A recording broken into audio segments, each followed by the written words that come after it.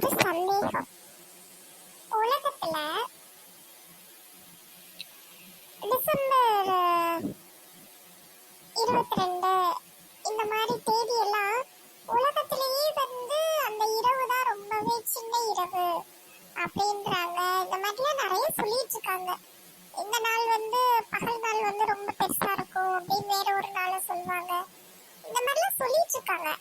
ஆனா நம்ம கட்டுற வாட்ச் கரெக்டா தானே இருக்கு. கரெக்டா இரவுன்னா அந்த இரவுக்குள்ள அந்த டைம் 12 மணினா அதை காட்டுது. பகல்னா அதே மாதிரி சூரியன் உதயமாகிற டைமே காட்டுது, சூரியன் மறையிற டைமும் கரெக்டா தானே இருக்கு.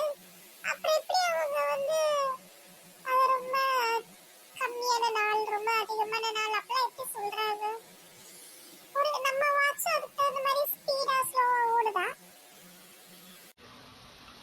அறிவாளி கேள்வி கேட்டிருக்காப்புல, தெரிஞ்சவங்க பதில் சொல்லுங்க.